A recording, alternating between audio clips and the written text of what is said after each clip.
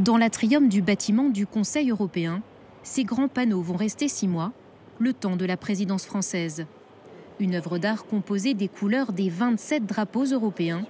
Pour y arriver, ces deux designers ont dû être très attentifs au protocole.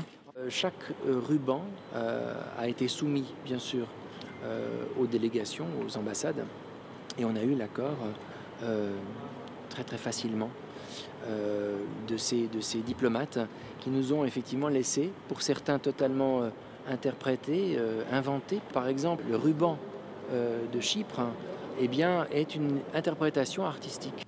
Un peu plus loin dans les couloirs, ce sont de jeunes artistes français qui sont exposés. Même si elle sait que le public sera très restreint, Élise est fière de voir son œuvre tissée se retrouver au cœur de ce haut lieu de pouvoir. Ça permet malgré tout une visibilité qui est autre, une qu'on a effectivement très rarement. Une confidentialité qui a inspiré cette créatrice. Elle s'est notamment chargée d'aménager cette pièce stratégique, les bureaux de la présidence, qu'elle a cherché à rendre plus accueillants. Ici, d'après ce que j'ai compris, c'est négocier en fait des choses quand on a besoin de convaincre quelqu'un qui serait contre une idée et qu'il faut discuter en face à face. Le tissage est au cœur de ce projet artistique, comme ici dans ce grand bâtiment, là où les chefs d'État font leur entrée à chaque sommet.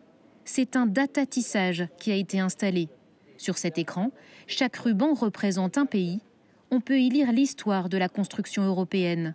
Ici, ce ruban s'interrompt, c'est le Brexit, mais pour les 27 autres, pas de rupture. La complexité de l'Union européenne, il faut absolument en montrer la beauté.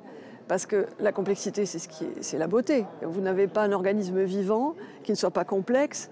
La forêt, la nature, l'océan, vous, votre organisme vivant, nos cerveaux, tout est d'une complexité incroyable.